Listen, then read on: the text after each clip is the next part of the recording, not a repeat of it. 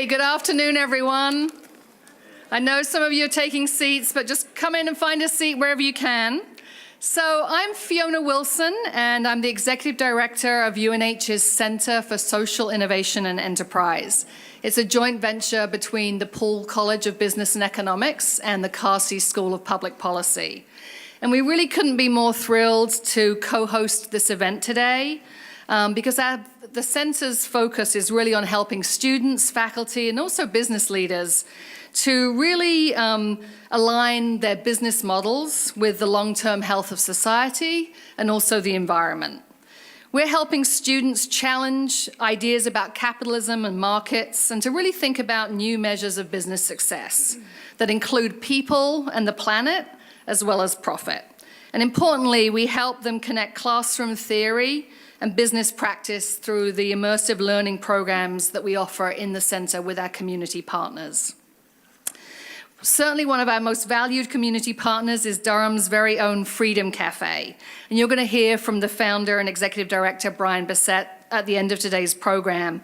And he'll tell you more about the Freedom Cafe's incredible work. But I just want to say a huge thank you to Brian for being our co-host for this event today, and really for his inspiration for this event. Now, he told me that tomorrow happens to be World Social Justice Day. How many of you knew that tomorrow was World Social Justice Day? Not many. There's a few hands. Excellent.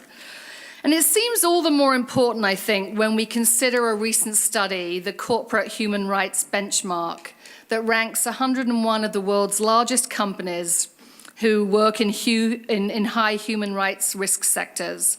And it provides a snapshot of their performance around human rights. And frankly, the picture's pretty concerning. The majority of the world's largest companies appear to have made little or no progress in putting human rights at the heart of their business. So not only do these mainstream practices violate the United Nations guiding principles on business and human rights, but they create really worrying risks for those corporations and their shareholders. Happily, today's conversation is going to paint a very different picture. We're going to learn from some inspiring business leaders who are working hard to educate about and eradicate forced labor and human rights violations in their own global supply chains. These are companies you're going to hear from today who are really demonstrating a resounding yes to the answer that the question, this event is the title of this event, which is, can people, planet, and profit coexist?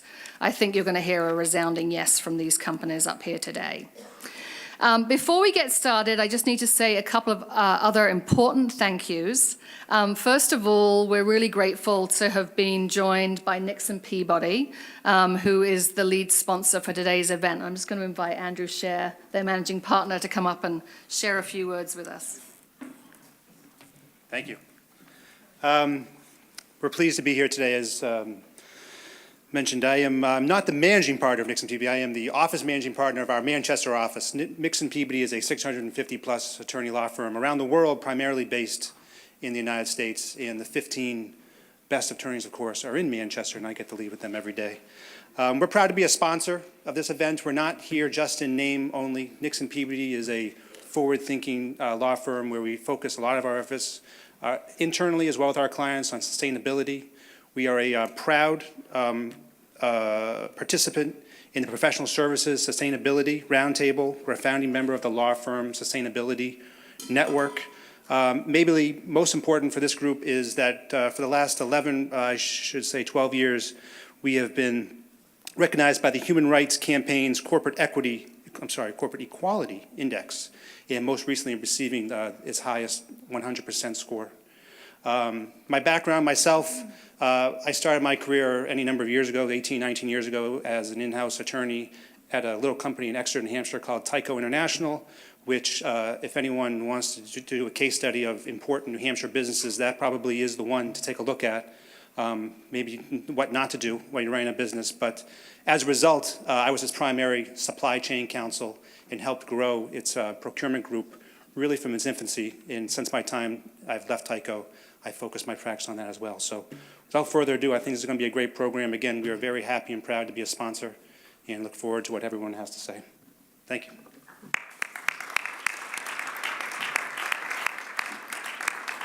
Thank you so much, Andrew, and thanks again to Nixon Peabody for being an important partner in this. Also want to just recognize some other co-sponsors who are supporting the work of the Freedom Cafe here in Durham and this event, including Seacoast Rotary Club, JJR Consulting, The Darling Princess, and Timothy Noramora. We also, when we do these events at UNH, we want to make sure that this is an interdisciplinary event that brings people from all over campus. And so just a big thank you to all of our partners at UNH who have helped make this possible, including our friends in global education here at UNH who helped also provide some financial support for this event. So thank you to all of our partners for making this possible. And then lastly, I also want to thank some faculty colleagues, faculty like myself who really believe in the importance of bringing business leaders in to talk with our students. And so many of the people in the audience today are from various classes. So my own class, students in the Business for People, Planet and Profit class, welcome to you. Big welcome also to Betsy Carter, who's brought her students from the Politics of Food and Wine seminar. I want to take that seminar next year. And then also, especially to my colleagues, Jennifer Armstrong, Nina Wingatter, and Betty Woodman, who are the faculty that now teach the required class in business ethics for all incoming business freshmen. It's been a real pleasure to collaborate with you guys, and so glad we can do this partnership.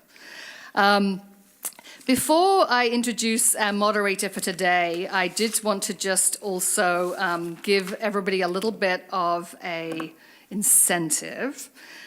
So there's a wonderful new book that just came out called Buy the Change That You Want to See. There's actually a chapter in here on one of our companies on the panel today, Timberland. And Timberland very generously has donated a couple of dozen copies of this really great new book. So if you would like to win a copy of this book, what we are asking you to do is to take a photograph of today's event, post it to Instagram with a caption about something that has inspired you about what you hear today. And you will be entered into a drawing for, we're going to give away about 25, at least 25 copies of this book. So when you do your post to Instagram, just remember to tag us. So you're going to tag at UNHCSIE. So again, that's at UNHCSIE. And you will, hopefully, there's a very good chance of you winning one of these wonderful books. So thank you, Timberland, for donating those. We really appreciate that. So let me now just hand over to my colleague, Dr. Betty Woodman. She is a lecturer in the Paul College of Business and Economics. She teaches business ethics. She has a PhD in applied ethics and really brings an incredible background, not just as an academic, but also as a former business leader into her work. So I'm going to hand over to her. Thanks so much for doing this today. Thanks. So good afternoon. The issue of forced labor is profoundly troubling and widespread, affecting about 25 million people worldwide. The good news is that some companies are stepping up and starting to address this issue, and we have some of them here today to be talking more about what they're doing. But the problem is enormous, and there's an awful lot more to be done. First of all, we might take a look at what we really mean by forced labor. The ILO, International Labor Organization, defines it as any work that is done under force or under compulsion, not voluntarily. And they also provide additional statistics about the different kinds of industries that are involved with that. So you see 14 million people worldwide are forced into scenarios with agriculture, for fruits, vegetables, grains, that kind of thing, or for fibers for cotton and clothing, manufacturing, construction, and so forth. 10 million of them are children. There are a variety of different categories of forced labor.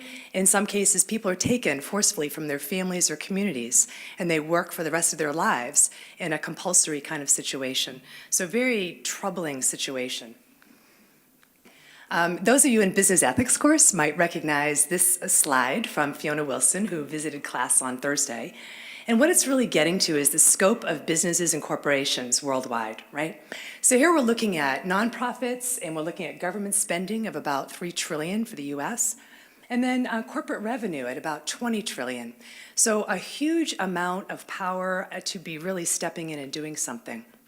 Looking at it another way, you have corporations making up 52 of the 100 largest economies in the world, right? So if you think for a second of someone like Walmart, Walmart's annual sales are greater than the GDP of 85% of the companies worldwide, which is really huge. So what that means is that the scale, the potential is there to really make a dent in some topics like this and others. But again, there's an awful lot that needs to be done, and we're really only just getting started. Consumers also, all of you, are very important stakeholders for those businesses and corporations, and we'll talk more at the end about ways that you could get involved as well. So, at this point in time, I think what I'd like to do is welcome you here. I also remind you that as we're going through the panel discussion, if you have any questions for the panelists, you might flag them, because at the end we'll have a Q&A. So first, I think what I'll do is introduce briefly the panelists that we have here, and then each of them will describe their companies a little bit more and what's happening there. So we start here with Kim Gray. Kim is with Hannaford. She's vice president working with center store merchandising and pricing. We have Ann Karen, who is from Timberland. Ann is with social compliance and reporting and has been worked with corporate social responsibility since about 2007. And then on the end, we have, I think here a chart here that's got their pictures. There we go. Rob Everett. And Rob, along with Rink Dickinson, who is not here today, are co-executive directors of Equal Exchange. So we'll hear from each of them about their companies or organization. I think starting, Kim, with you. So thank you. Please join me in welcoming Kim Gray.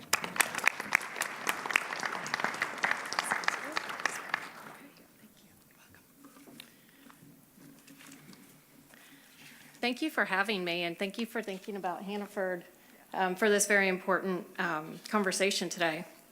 I wanted to share with you a little bit about Hannaford and actually our parent company, Ahold Delhaize. We have about 375,000 associates across 22 great local brands around the world.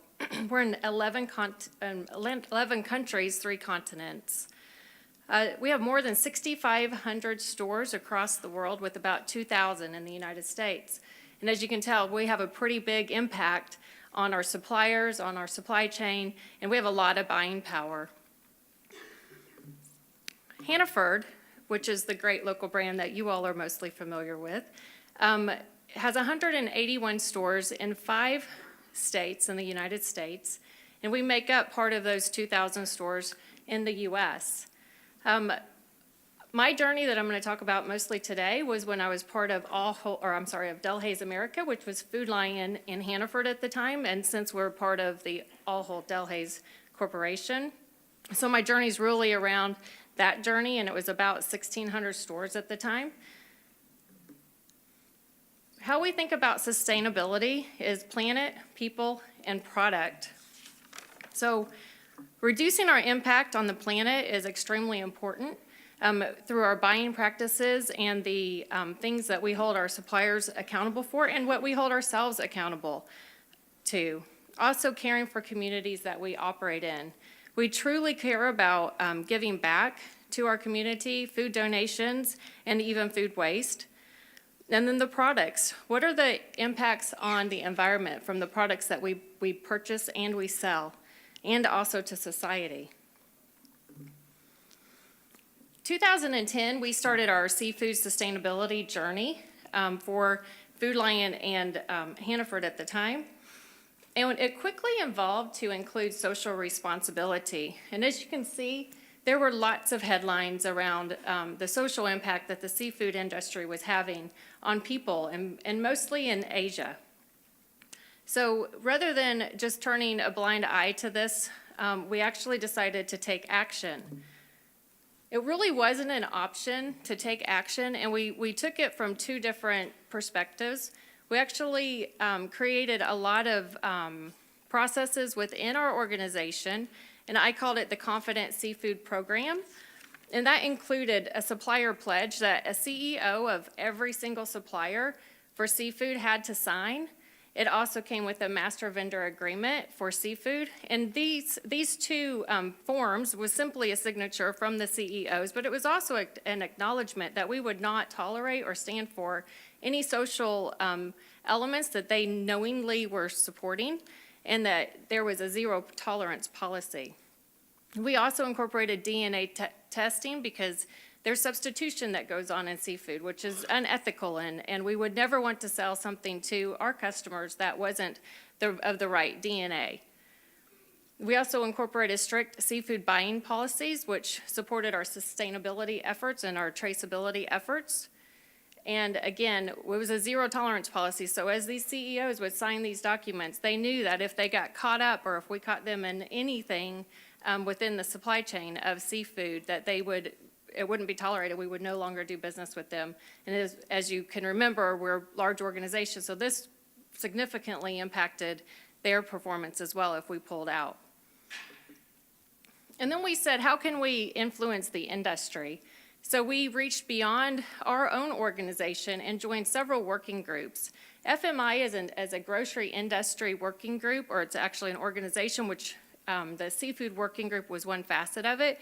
And so we joined that with other retailers like Walmart, Sam's.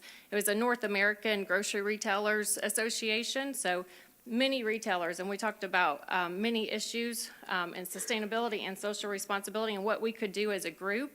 Coming out of that group after several years of conversation was the Seafood Task Force, which is mentioned on the last line. The Seafood Task Force is really feet on the ground, and this group of retailers working with the industry and with the governments to change the behaviors and hold suppliers accountable to be socially compliant.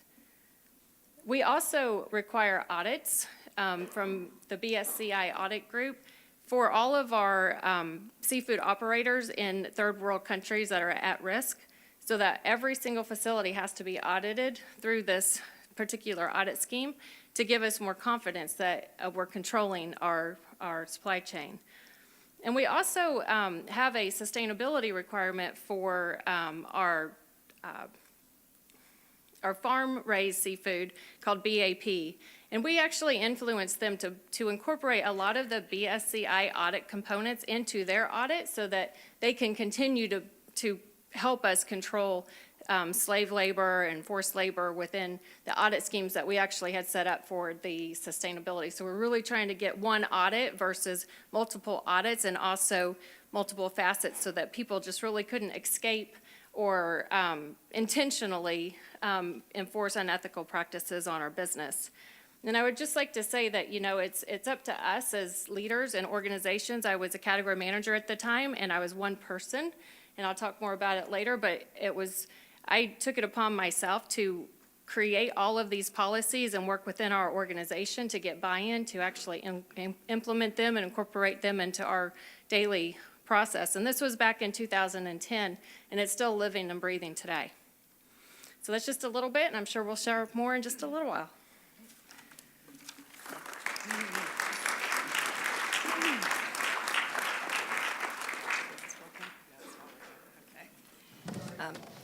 That's okay. This works too. So thank you very much. And then I think next we'll hear a little bit more about Timberland from Ann Karen. So please join me in welcoming Ann.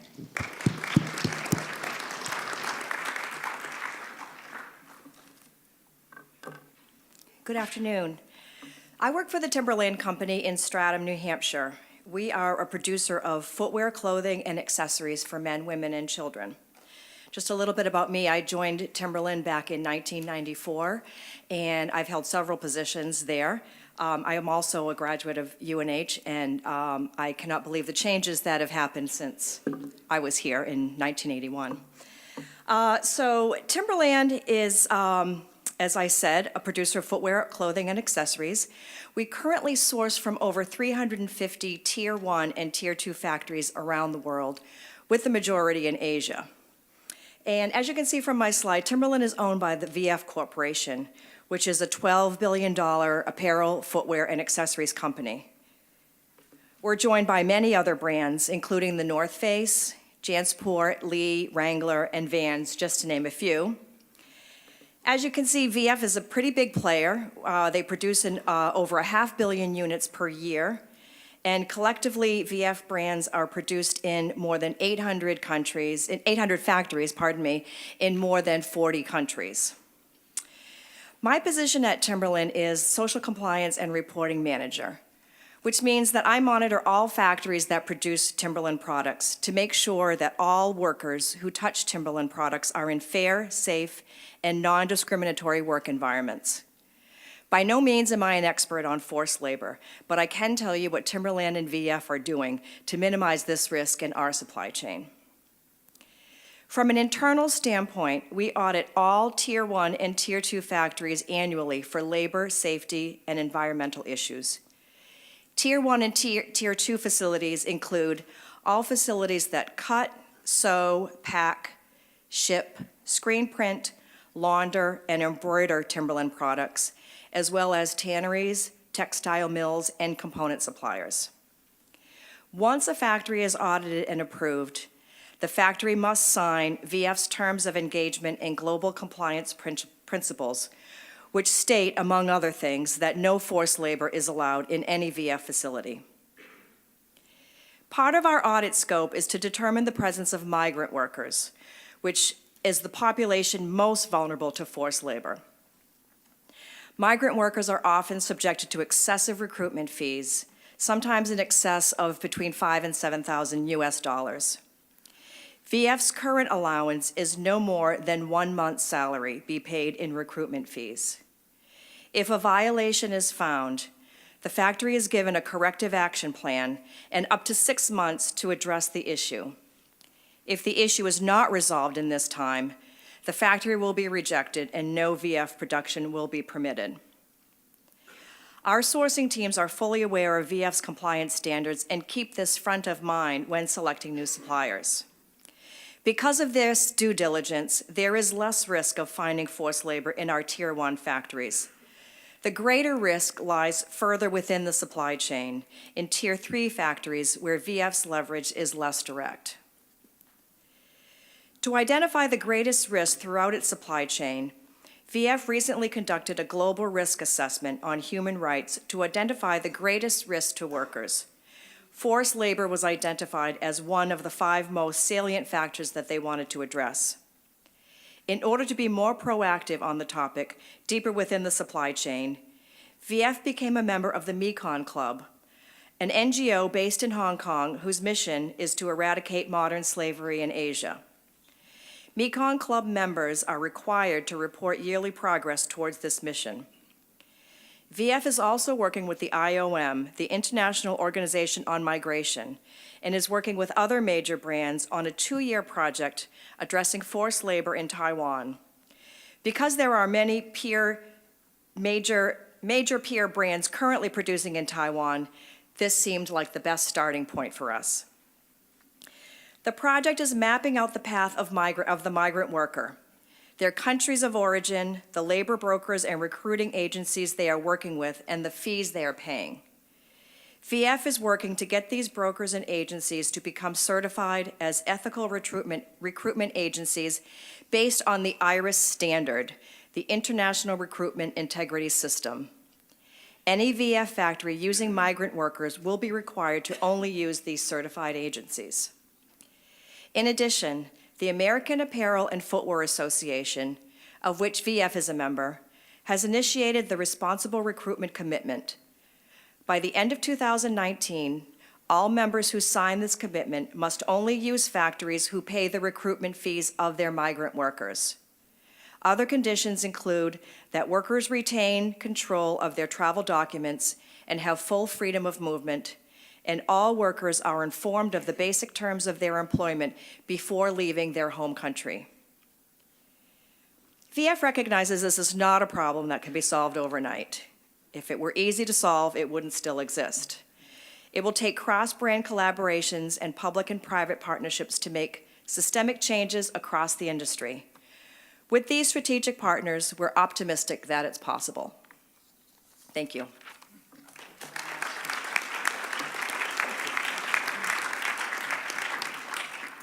Thank you very much. And last, we have Rob Everett. Please welcome him to the podium. Does this go next to? Just go ahead and click. That's it. Bueno, good. Hi, I'm Rob, Everett's co-president, co-executive director of Equal Exchange, based in Massachusetts.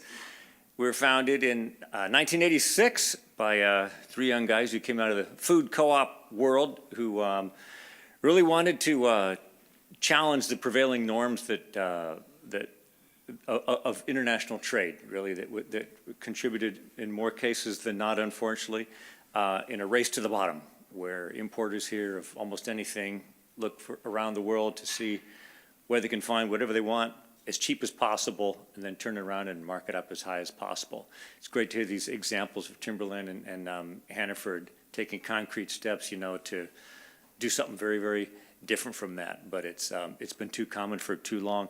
So our mission, as you can see here, reads to build long-term trade partnerships that are economically just and environmentally sound, to foster mutually beneficial relations between farmers and consumers, and to demonstrate through our success the contribution of worker cooperatives and fair trade to a more equitable, democratic, and sustainable world.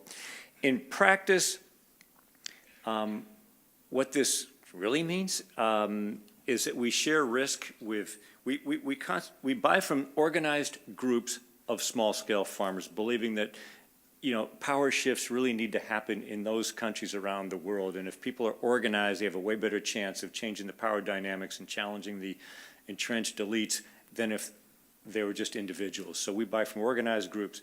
So we share risk with farmer co-ops to build market access here for people who have really been traditionally iced out of the market and the mercy of bigger players with better connections and better resources. And it means building viable and enduring supply chains that work for co-ops and their member farmers. For us at Equal Exchange, it also means doing all this within a democratic workplace, and hence our structure as a worker cooperative, which is a whole other topic that I don't have time to get into in detail. But a lot of it is building democracy internally and putting a high premium on engaging consumers and demystifying where stuff comes from and the conditions under which things are sourced. So while Equal Exchange, boom, not happening here. Okay, all right. No? Did it just go? Okay. There we go. So as it pertains to forced labor, I would say, well, we weren't founded explicitly to address forced labor. Where it exists around the world, it's very clearly way up there as central and implicit in everything that we do. So more broadly, again, we're there to challenge the prevailing norms and demonstrate and build a model, instead of just challenging companies from the outside, actually trying to build a model from the get-go in all of our DNA that shows you can, build and run a business differently and still succeed in the marketplace, and one that really does take into account all the stakeholders, including worker owners at Equal Exchange, farmer partners, investors, customers that we sell to, stores, and things like that, and the planet. Our products, this is just some of them. You see coffee, tea, cacao, chocolate there, cashews, mangoes. There's also bananas, avocados. Probably in all of these agricultural commodities, to some degree, there's forced labor, whether you want to acknowledge it or not. The one that has been most visibly associated with child slavery in West Africa has been cocoa. It's been in the news. Actually, how many people here are familiar to some degree that there is actually an issue of child slavery in cacao in West Africa? Yeah, good. It's a good starting point. So one of the things we've done, in addition to just the purchasing terms that we use, has been working with groups like the International Labor Rights Forum and others to challenge businesses, the big chocolate companies, right, that have not done enough to really force change. It's not easy. Don't want to minimize how hard it is. But Senator Harkin, who is a real progressive U.S. Senator from Iowa, and a Congressman Engel from New York, established something called the Harkin-Engel Protocol many years ago, that try to establish norms for the huge corporate chocolate industry on sourcing in West Africa. And I'm afraid a lot of those large companies have kind of dragged their feet on this one, and not that much progress has been made. Some stuff has happened, but not enough progress has been made. So just to really wrap up, we only just recently started buying from West Africa, from Togo, actually. Most of our stuff has come from Latin America, partly because there's far more availability of organic cultivation there. There's much less organic in Africa, and we are committed to that environmental aspect of what we do. But we also feel like we should start to dip our toe in where it's nastiest, in West Africa. So we're starting there. So we, again, we place ourselves in the whole fair trade system. We're the first fair trade, company in the United States to buy things, certified under these kinds of terms. In truth, that's just a shot of cacao there, a fresh pod there. The people we buy from are poor, so one of the criteria for fair trade certification is if you're a small-scale farmer, you can't have a structural year-round dependence on hired labor. I mean, it's just family. It means you can hire some people for the harvest. But so most of these farmers are quite poor themselves, and whereas I'd say there's no forced labor on these places, and we have certifiers that go through and inspect. Farmers are poor, workers are poor, and no one's making enough yet in this system. So we engage again primarily on these issues. This is just my final slide. It's just a shot of a co-op meeting to really engage and share our knowledge of the industry here with farmers to support their democratic institutions. And then in addition here, we partner on occasion with NGOs in the United States like Oxfam America, who's running a campaign, called Behind the Barcodes. It's really encouraging companies to look behind their supply chains like Timberland and Hannaford are doing, especially on seafood here on Hannaford. Really, really impressive. To encourage transparency and better treatment of women, of farmers, of workers, and others in the supply chain. I'm going to stop there. Awesome. Yeah. Thank you very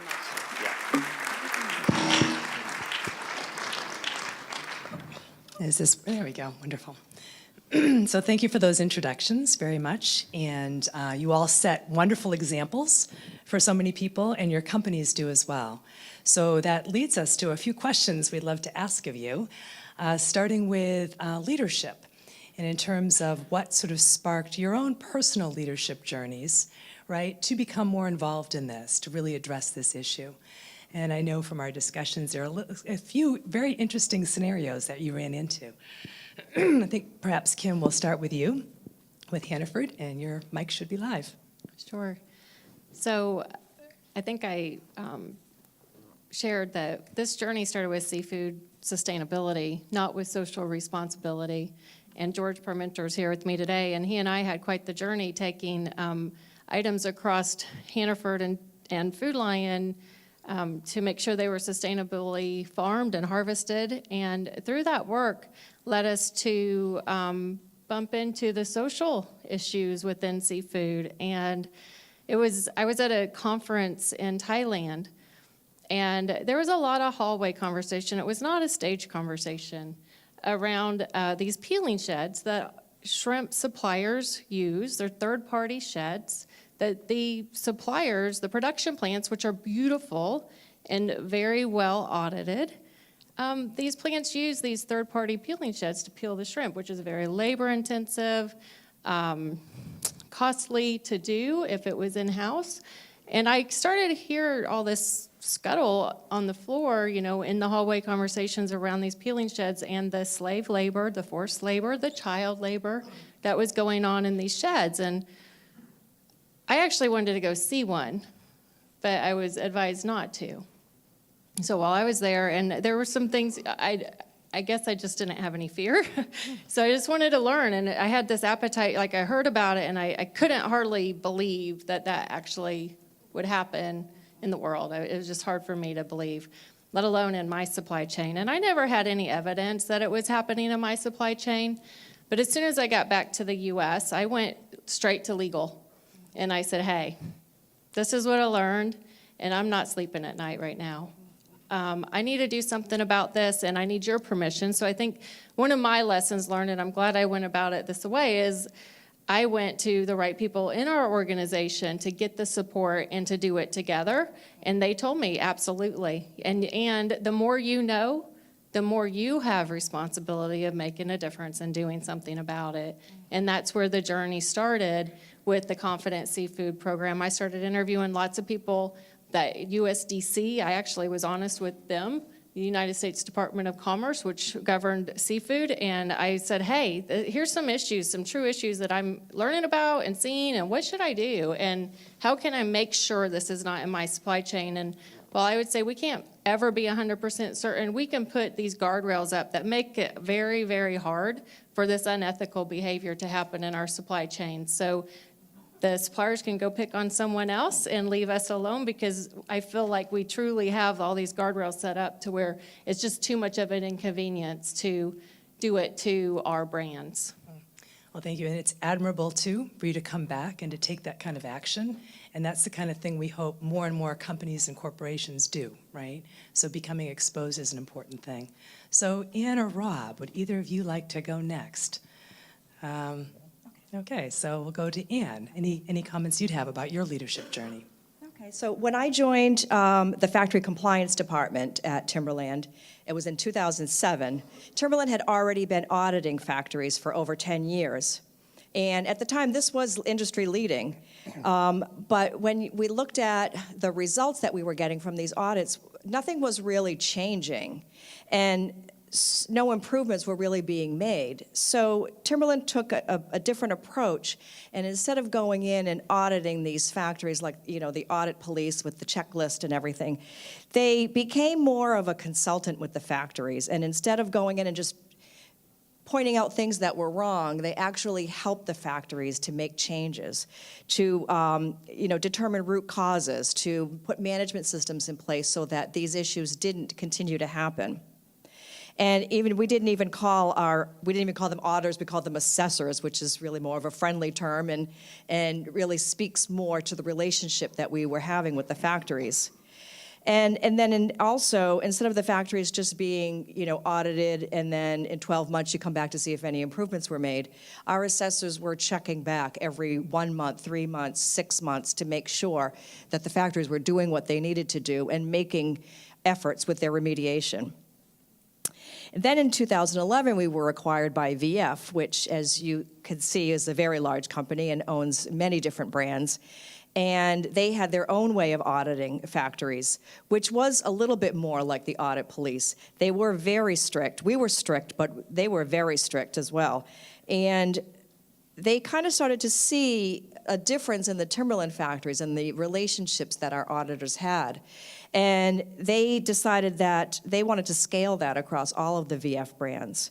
So they created a team called the Sustainable Operations Team, which is a 29-person team that goes into the factory after the auditor has performed the audit. And they go in and they assist the factory with their corrective action plan. And then this, again, helps them to develop the root cause, determine the root cause, and develop the management systems that can stop these risks from happening and stop the problems from happening. And we've seen a big change in our supply chain because of this relationship that we now have with the factories, that it's not just going in and, okay, this is wrong, see you in 6 months. That does not, now they have the assistance that they need to make the improvements that need to be done. Great. And in terms of making that long-term relationship solid with your suppliers and working with them, it's, again, another inspirational step that companies can do to kind of address this issue. So thank you. And Rob, I know your interest or your leadership spans all the way back to high school. Yeah, unorthodox path to working in a business. But no, so I grew up in the Bay Area in the 70s, late 60s, early 70s, and if you had your eyes half open, you were kind of aware of things going on out there. You had the Black Panthers and Angela Davis and the women's movement and Cesar Chavez and the United Farm Workers. And so the last one is what I was ripe for it. I was ready at that moment as a senior in high school to get very involved. I saw these picket lines in front of liquor stores. There was boycotts of Gallo wine, and sorry for the retailers in the room here. There are also picket lines at other stores around the country for grapes and lettuce and things like that. So I got the bug. I did go to 1 year of college. This isn't a pitch, sorry, to drop out or anything, but I went to 1 year up in Oregon. I did drop out. I left. And I joined Cesar Chavez and the United Farm Workers. Now I stayed there for 7 years, and that was a deep learning process on how to actually practice nonviolence. Because I remember literally 40 years ago, right now, last week, because there was one of the UFW martyrs who was killed in this very violent strike in the Imperial Valley, and Chavez, a practitioner and follower of nonviolence, right, of Gandhi and King, and I remember this vivid meeting where one of the picket captains walked in with one of his people, his head all bloodied, to Chavez, right, aquí está tu pinche no violencia, here's your goddamn nonviolence, like, whoa, what, excuse me, but, what's the chief going to do on this one? And so just try to talk person back down, and it was one of those just cases that was like, whoa, just leadership, nonviolence, real world practice, reading about it. Whew. Anyway, very powerful bunch of years. Then I went on to work for human rights in El Salvador to change U.S. policies that actually were the seeds for the exodus you see still today of so many people leaving Honduras, El Salvador, Nicaragua, not Nicaragua so much, but, now, and Guatemala. And then I came in touch with the people at Equal Exchange, and there was a path actually that seemed to connect a lot of the stuff I had done, but was actually trying to make this kind of change within the market, build this kind of social justice within the marketplace. And it really appealed to me after 15 years of being on the outside, and that's how I ended up here and pretty quickly had the role that I have here now. So thank you. So in that case, long-standing interest in being active in these issues and pursuing that through your life's career, I guess in all cases. So thank you. Another question really would be looking at some of the nuances and complexities of dealing with this issue, right? So we know that it's horrible that people are forced against their will into forced labor situations, including children, right? And I would wonder if you would want to speak at all to how difficult that can be, either going in with an all or nothing kind of stance, or maybe looking at something that's more gradual and incremental. Any comments like that? And I don't know, Ian, if you'd like to start with this one. Maybe something about the living wage. Or... Yes, so many years ago, living wage became a very hot topic with worker rights groups. And we were often asked if Timberland paid a living wage. So we held focus groups with factory workers in the Dominican Republic, India, and Vietnam, and asked them how their lives would change if they had more money. And at first, all the faces lit up and they thought that would be just wonderful. But then they started to think about what the presence of more money, how it would affect their daily lives. So the workers that we interviewed in Vietnam were from a factory that employed over 60,000 workers, and there were no dormitories. So 60,000 workers came and went every day and were living in rented housing. When they started thinking about it, they thought, the minute word gets out that we're making more money, our landlords are just going to raise our rents. And so then they would just be back to where they were. And that wouldn't help. And people in other countries thought, if I have more disposable income, then that's just more money that my spouse is going to gamble or is going to drink away. And unfortunately, that's a reality. And then they also shared that more money in their paychecks, it doesn't help them get better health care, it doesn't help them send their kids to better schools, because in some instances, these things don't exist. So what Timberland did, and also another issue that the workers face is access to clean drinking water. And workers are very susceptible to waterborne illnesses, which leads them to missing work, their kids missing school, their kids being sick.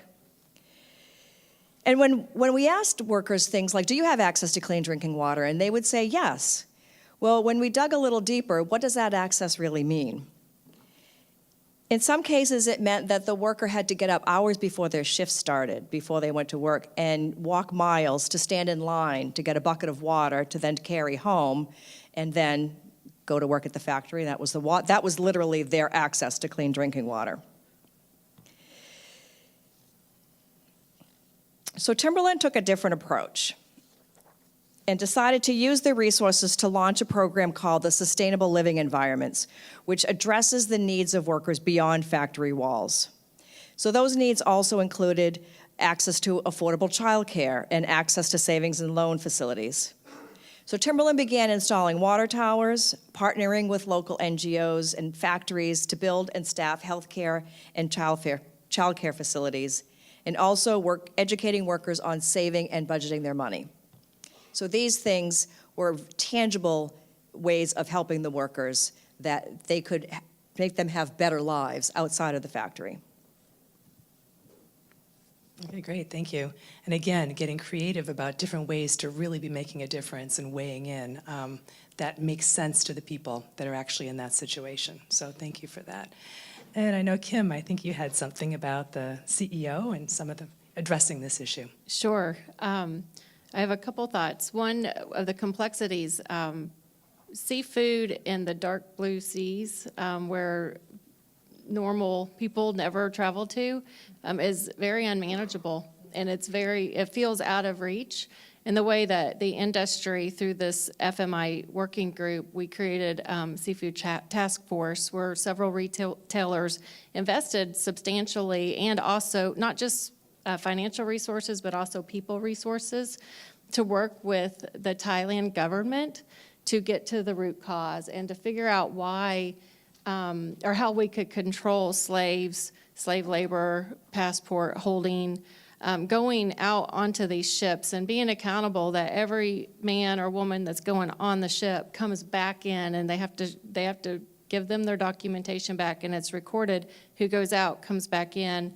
And there's different processes that this task force has been able to help the Thai government, because it's the Thai government who has to regulate this. It can't be corporate USA regulating it. But we've had a task of people over there for several years now, helping and working with the governments, and they're starting to shift their focus into the tuna industry. And that group has been trying to create practices that can actually uplift and go into different industries. So I'm really proud to be connected to that group. I haven't personally been involved. I know George has been more than I have, but that our company is supportive of that group and actually gives human and financial resources to it. The part about our CEO, I would say, when Thailand got into the newspapers several years ago, our CEO asked me just to stop buying from Thailand. Why not? Just pull your, don't buy. There's other places to buy your shrimp. And my response was that if I pull out, I'm going to force ladies, mostly ladies, into prostitution or into other businesses in order to make a living, and that I felt very confident at the accountability that I was giving to my suppliers, and I wanted to stay in there because I actually felt comfortable that we were actually providing them with a safe place to work that had fair wages, fair living conditions. They weren't full of child labor, and I convinced him not to pull out, because sometimes the easiest thing to do is just say, oh, we're just not going to buy from that country or that factory, rather than going in and finding root causes and actually helping them to be a place of work that's reputable. I know, and powerful, because these issues are so distressing, and how do you best help? And it sometimes isn't just doing no business at all. It's actually helping to improve those conditions. I don't know, Rob, if you have anything on this one. Yeah, okay, great. Another question that other businesses that are looking at what you're doing might raise would be, this sounds well and good, but after all, we're businesses, and this may possibly increase our cost, right? To be doing this extra work, kind of looking at our global supply chains and looking at forced labor issues, right? So I'm wondering whether your approaches actually do raise costs at all. And if so, if you balance that with either the risks associated with company reputation or other factors, maybe loyalty to brand on the other side, on the positive side, right? And how you balance all those interests. I know we have a lot of business ethics students who are looking at those issues of profitability and social responsibility, and how do you as companies balance that? Either one. You want to start? Any of you? I know, Yes, thank you. I'll just, this might be an outlier of an answer, but early on, we had a lot of debates in the organization. Should we attempt to actually pass on? What we try to do for people who studied economics, right, is internalize the externalities and just not let those get sloughed off on society, environment, things like that, workers. And so we had a lot of debates on, can we possibly pass all that on and expect to get stores to like stock our stuff and not disproportionately mark it up and consumers to pay that much more? And and that was one stream of thought, like if you're long term, you have to do that, versus short term, like, or medium term, which has turned into 30-year term. Don't expect actually consumers who, in a poll, in a survey, in any number of things, would say, yeah, I'd be happy to pay more for X. And a lot of people say that, right? I'll pay if it's convenient and comparable quality and within about 10% in price, I'll pay more. And people will do that. People will do that much. If you can meet those conditions, I think we found that people pay a little bit more. People won't pay, they want it all, unfortunately. People won't pay the full freight of what it really would take to internalize all of those things. And so at Equal Exchange, the decision we've made is just operate on smaller margins. We arguably make salaries that are a little below market, at least on the high-end jobs. We have a fairly flat salary scale, so the lower end up ones are higher. But we have not sought to pass it on because we felt it more important to be able to get products out there, to be able to start educating and engage people on these issues. And if we strike out with like every buyer at a store that we talk to, that's way too we couldn't possibly do that. We're not helping anybody that way either. So that's been our path. I wonder, Andrew, if you might have something on this one as well. Yeah. Is this on? Yeah. It's interesting because as the attorney in the group, I am often involved in these conversations depending on who my client is, but I'm also on the other side of it where I'm representing the supplier who's being asked to, first and foremost, respond to a request for proposal, give a quote, what can I sell my widget, what can I sell my product for? And they go through a process, and the purchaser whittles them down to 2, 3, and hopefully they're selected as the top price. And that's just the beginning of the conversation. After that, then the buyers, the companies, a lot of these are really large, sophisticated companies who have the luxury of asking and or demanding, whatever they want, and they know that they will get it because the prize for supplying an electronic component to a large cell phone manufacturer is just, that's the golden egg. We need that as our next client. So after the price is given, they are crammed down on everything. Well, we want you to certify, everything we're talking about up here. Not a problem. We already do that. Maybe some of our companies are publicly traded themselves, but we want you to pay for the audit. And after you do your audit, we also want to make sure that you allow us to come in and do our own audits. We're going to do those unannounced at any time we want to, but you need to make sure people are available to respond to our requests. They also want to have, are you able to procure materials from, war-torn countries, or do you need to avoid conflict minerals? So at the end of the day, that price that someone has whittled down and got, you need to make sure you take into account everything that's going to go into this contract, and these contracts, they are open for negotiation, but they are not your simple handshake deals, and rightfully so. But words have meaning, and all of it is intended to give leverage to one party over the other, and the wrangling that goes on is amazing. Some of these, there is a cell phone company that I'm sure 90% of people have in their pocket right now. Their contract is 50 pages long of two columns of like 8 or 9 font, and those are words, and they mean something. And what that means is that when that company wants to impress upon the seller and supplier that they're the boss, they're going to find that language, usually on page 48 or 49, buried deep, and it's meaningful, it's legal, it's enforceable. So that's part of the process. You got to be mindful of. Mm-hmm. Okay, thank you. insight into the whole contractual part of the equation. Kim and Ann, do you have anything to weigh in there in terms of reputation or costs, loyalty, brand loyalty, these kinds of questions? Well, I know from a VF standpoint and a Timberland standpoint is that you just can't put the price on the damage to a company's reputation when forced labor or other worker rights violations are found in the supply chain. So our best approach is to be extra diligent when choosing suppliers. And our factories are audited before any production begins. And so if we do see issues or the potential for issues, we won't move any further. But the thing I think, and also like Kim was saying, that if there's an issue that's found in our current supply chain, we don't just walk away. We help them to fix it. We demand that they fix it. Because, like Kim was saying, then the workers don't have anyone to speak for them. And then if they can't work in one of our factories, what other options are there? You're potentially putting people out of work, which is not something that we ever want to do.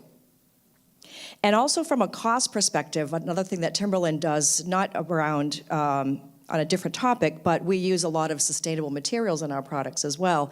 And a lot of times people will say, oh, well, how can you make the same shoe with recycled PET or different things like that? And there are ways to do things to make products with more sustainable materials and not necessarily add to the bottom line. So there are ways to do things. Okay, great, thank you. And Kim? I would agree with that. So this was a non-negotiable for us, from seafood sustainability also all the way to social responsibility. The suppliers, when I first started talking about it, especially the sustainability efforts, threatened me with higher cost. And I'm the buyer, and I'm like, okay, put it on paper. Let me see what it is, because we're going to do this. And there was this supply and demand of like BAP audits, which is our farm-raised seafood audits. And then there was just lots of conversation that this was going to get into our cost of goods. And I was always open to the conversation. And I would say that maybe in the beginning, I saw some elevated cost. But as more and more people in the industry, the large suppliers, because we were doing this with this FMI working group because we don't feel like it's a competitive advantage to be sustainable. It was a industry movement that we were trying to create. So we were doing it with our Kroger friends, our Publix friends, Walmart, and making a movement. And really the whole tide rises with that. And we also, as an organization, look for ways to save within our own infrastructure and our supply chain to reinvest into this. So there was never an intentional, okay, your cost went up 5 cents, therefore the retail is going up 5 cents. And I've been associated with the seafood since 2010. There's never been any of that. If there were costs that we, maybe it's soft cost or it was hidden in inflation, we absorbed it and whatever the market would bear. If we had costs, then we would look at retails, but there was no intentional, you've got this cost because of this, therefore we're raising retails. Okay, great, thank you. Thank you all for weighing in on those questions so far. And I think we'll take a few minutes and see if any of you have questions prior to talking a little bit more with Freedom Cafe. But anyone, as you've been listening to these responses to what these people are doing personally and their companies, any questions come to mind that you might like to ask them while you have them? Yes, right here. I have a question for Rob Everett. So you said that you haven't really tapped more into Western Africa in regards to cocoa. I was wondering if you're planning on doing it. I myself am Ghanaian. My parents are from Ghana, so it's kind of like Ghana is well known for cocoa. So I was just wondering if you're planning on tapping into those industries. Yeah, we are finally starting to. We've been so focused on having everything we do be certified organic as well, and traditionally, until pretty recently, there's been really little certified organic cultivation of any scale in the context of organized groups of farmers. So we have kind of the organic piece, and we buy from cooperatives or associations that are demonstrably democratic. So there are some of those now there. We're starting with Togo, actually, this year in a bar. Very, very dark chocolate bar. It arrives in about 2 weeks, 92% cacao content. And it's going to be just our first step in West Africa, because you're right. That's where, if you're going to like really seek to improve some horrible conditions, that's where you have to do more of the impact. And it's a tough nut to crack. So we feel we need to start somewhere. So we're starting. Great question. Thank you. Anybody else have a question? Over where are we sitting? Over here, right here. Yep. Someone back there too? Yeah. Thank you for all of you for coming today. It's been a great presentation. I'm just curious, at what level, if any, have any of your organizations been involved with working with the government around this? I would imagine in some of these countries that it's not a direct conversation just with the supplier in that country. It may be much more deeper in terms of the roots of the problem. I would say that we, as a seafood working group through FMI, every year at the Goal Conference, we would work with the government in which we were sitting in front of, so whatever country was hosting us. And we had some really hard conversations with those governments. I remember 2 or 3 with Thailand, especially when Thailand went onto the Tier 3 watch list. We had some fierce conversations with them because it is the power of the PO. As much as you don't want to pull out of these countries, there was a lot of money going into their country from all of the grocery retailers that was sitting in front. So we were very forceful, and we gave them lots of chances over several years to make corrective action on their own before we created the Seafood Task Force, which we said we were coming in to help them get root causes and set up processes and govern what they were doing. So I would say Thailand is the number one. Like I said, tuna is more of a global issue, and it's mostly through our suppliers that I believe the tuna work is with. Okay, great, thank you. Was there a question in the back? Back here? Yeah. Hi, given that incentives are really, at the end of the day, going to play out as the leading factor in decision-making for individuals, entities across the board, and specifically financial and economic incentives, how do we restructure incentives so that companies have, both the ones domestically and internationally, the motivation to make these decisions on their own independently for intrinsic reasons, not through whatever imposed reasons we create? Anybody? I think that is just a part of the company's DNA. It's really not an option. I think for us, for Timberland anyway, and for VF, we've been very fortunate that these initiatives have come from the top down. We haven't had to convince anyone. It's really just who our company is. There's just not an option to do things any other way. I would agree, and I'd also say that maybe now more than many, many years ago, people want authenticity, and they'll cut you some slack if you're honest and you put it out what you're doing. Everyone knows none of us are perfect. We have not nailed this, right? Supply chains, anyone sitting up here, right?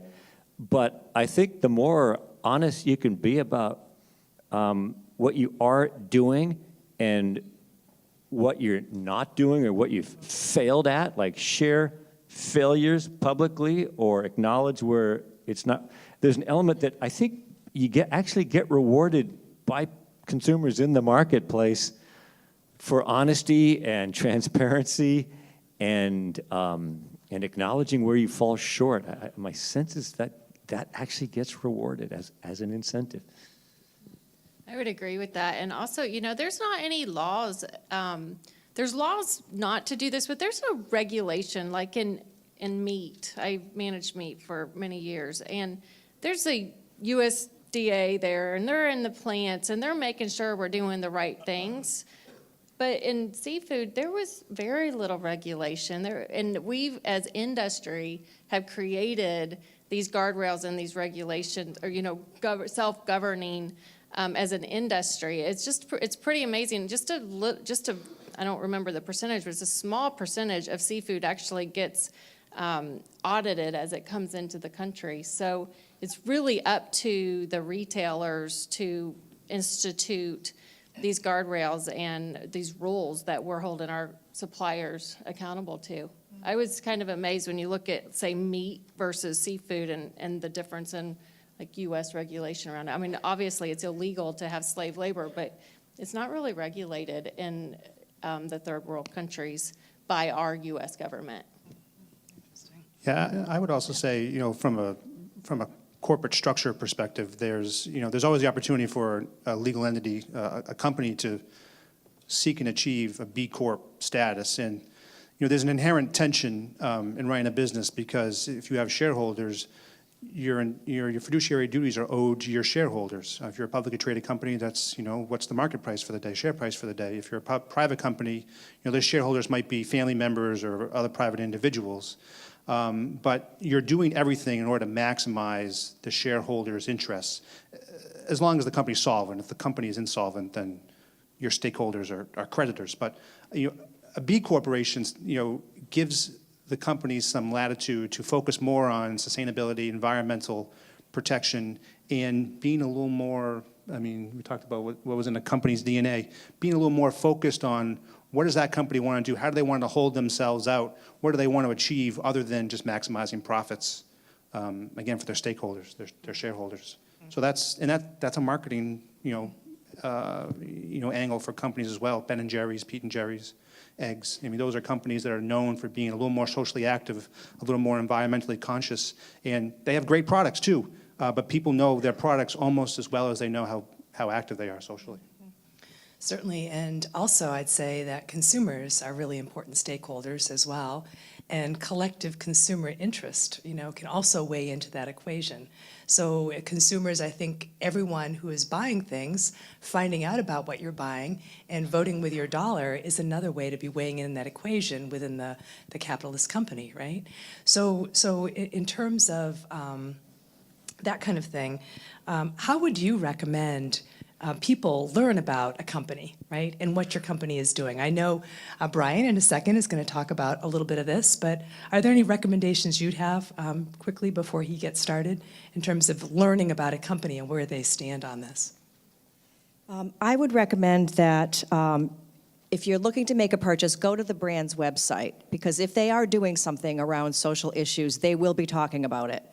And if a company is not doing anything and they're not talking about it, that means they're probably not doing anything. And do your own research. Don't rely on the media to make up your mind about something, but really do your own digging and find your own information. Okay, great. No, that's really helpful. Thank you for your questions. I think at this point I'd like to have Brian Bissett come up, and I'll introduce him briefly and have him talk to you a little bit. Come on up, Brian. Yeah, thank you very much. Yeah. Brian is the founder and executive director of the Freedom Cafe, and he was really the inspiration behind this event today, and we were delighted to partner with him. And he'll tell you a little bit more about the Freedom Cafe and its mission and how all of you can get involved with this. So. Thanks so much to everyone for coming out today to participate in the panel and the conversation. Thank you so much to our panelists. This has been tremendous. I took notes. I learned along the way. So first, the Freedom Cafe is a nonprofit working to end human trafficking and the commercial exploitation of all people. We run an actual cafe just around the corner on Mill Road, and the cafe is run by a group of work-study students and about 50 volunteers. And when you come in and you purchase a product at the cafe, you have the opportunity to make a recommended donation for all of the drinks and purchases. And 50% of that covers the costs of our actual goods, and 50% of our drink purchases go directly towards a project to help end human trafficking. And those projects range from local to global. And it's an opportunity for us to learn, to engage with the issue. We see ourselves as planting a flag in our community that says this is an issue that we all can participate in ending. We all have a role to play. So how can we begin to take action? part of our mission is to provide consistent community engagement and to empower all of you, our community, to begin to take action steps, to be a part of the solution. One thing that I've learned along the way is that it takes a collaborative approach. And I'm happy to say that our friends from the New Hampshire Human Trafficking Collaborative Task Force are here as well, trying to address the issue of human trafficking in New Hampshire. And it brings together business stakeholders, education stakeholders, law enforcement stakeholders, social service stakeholders. Because as you've heard in many of our conversations so far today, collaboration is really important within a local community to change the structures and systems where our products are being grown and produced. So, is anybody after today surprised at the scope of forced labor in our supply chains? How many people are a little surprised at the scope? Right? Not as many people as I thought. If you were not surprised, I'm curious if you would consider yourself a conscious consumer. How many people would consider themselves a conscious consumer? All right, a few. So here we have it. We're not surprised that there's an issue in the world on forced labor. The truth is, a new major report came out in September 2018 that says 148 goods and products that most of us use on a regular basis are known to be produced around the world in at least 76 countries with some form of forced labor. So we have a major issue, a major crisis that we as consumers have a role to play in changing. So a couple of things that we can do. First, today, did anybody learn anything? All right, good. Everett. So I want to encourage you. It's very easy to hear and to experience something and then immediately get caught up. We're going off to classes, we're going off to study, we're going off to athletics and club events. It's very easy to just hear something, experience it, have a moment where you think, I should do something about that, and then immediately walk out and get caught up in the rest of life. And so I want to encourage you to take just a moment to write down that thought or to rethink about it in your head and say, what is that one key idea that I learned today? Couple seconds.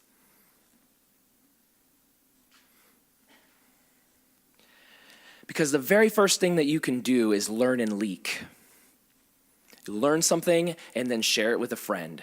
Share it with a neighbor, share it with a roommate, share it with a family member, or share it on Instagram and have the opportunity to get the Buy the Change book. Remember the hashtag is UNHCSIE. So get those Instagram photos going. All right, so step one, action step that you can take is learn and leak. Second is to become a conscious consumer. So we have a massive problem. Becoming a conscious consumer is something we all can participate in because we all spend money, right? Right? We all spend money? Okay, so some steps to being a conscious consumer.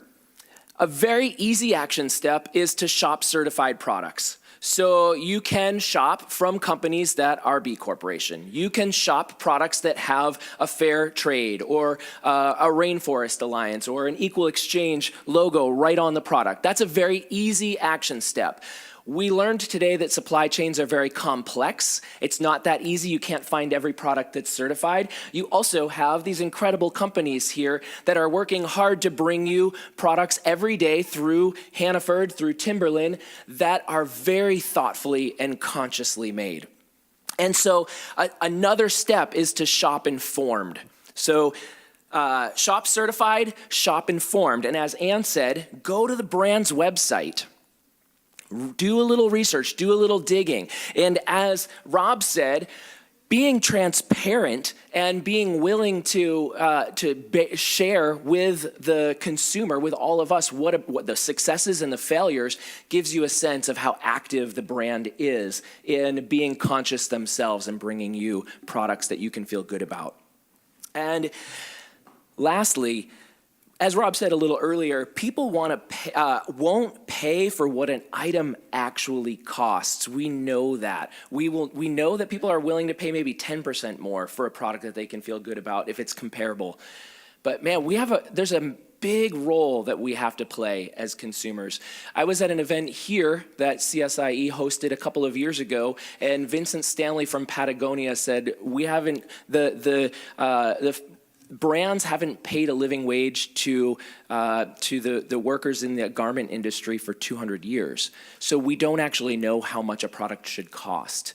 And that's a challenging reality for us. And so somewhere along the way, over the course of our lifetimes, we probably do have to change our buying habits a little bit. And so as a conscious consumer, shop certified, shop informed, be willing to pay a little bit more for those brands if they're asking you to. And lastly, another simple option is you can always shop thrift stores. This is another takeaway. And the final opportunity, learn and leak, be a conscious consumer, and lead an organization. As Kim Gray mentioned earlier, she was one person taking personal responsibility to invest and build buy-in from her company and the supply chain and the producers.